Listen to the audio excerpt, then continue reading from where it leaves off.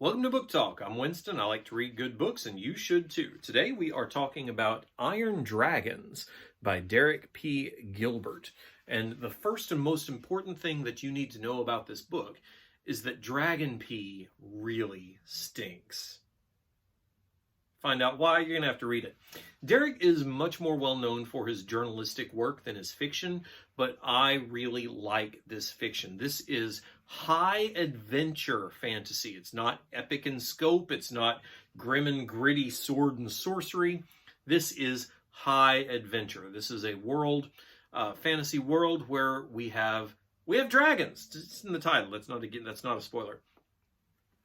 We have dragons in this world, and we have dragon slayers who fight them. The dragons can communicate telepathically with the dragon slayers, and the dragon slayers themselves have a certain amount of magic which they use along with good old trusty steel to fight the dragons. So that's the setup. That's where we open.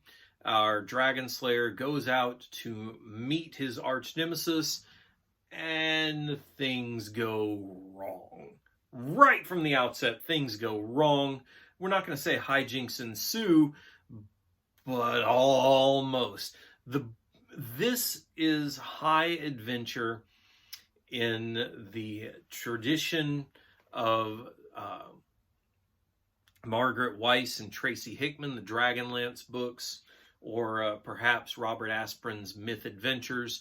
There is adventure here, but there are also characters who are really trying their level best to do things, and it just doesn't go right for them or go well for them.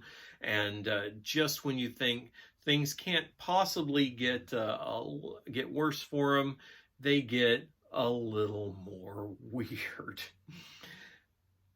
The book has heart. The book has humor. It doesn't ever really take itself quite so seriously to delve into the dark underbelly of the world, but it doesn't ever take itself so lightly that you miss the scope of the adventure and the stakes of the crisis.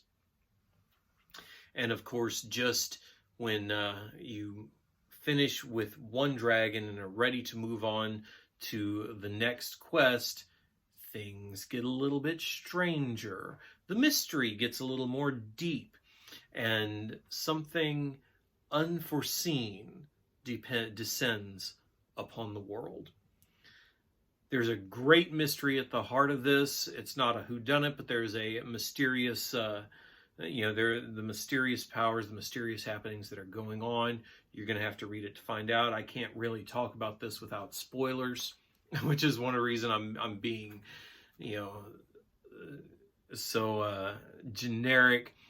But it's got heart, it's got adventure, it's got characters that I love to root for, and at the end of it, a satisfying conclusion to a quest that just goes all the way across the continent, from the dirt of the poorest village into the castle of the king and beyond. And just when you get settled in, okay, you know what? I know what he's doing. I got this under control. Things get a little stranger.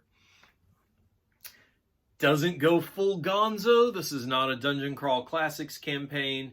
This is just high adventure with dragons, with a magic user, Dragon Slayer, who is just trying to do his best in spite of all of the help from people around him that he really may be better off without.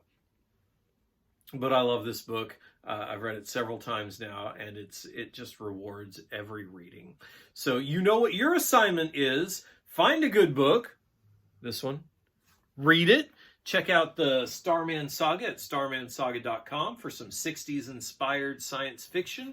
Head over to dianedetzer.com for Diane Detzer's Intergalactic League, stuff that was actually written in the 60s. And of course, you can find these and all the other books I help publish at criticalpressmedia.com.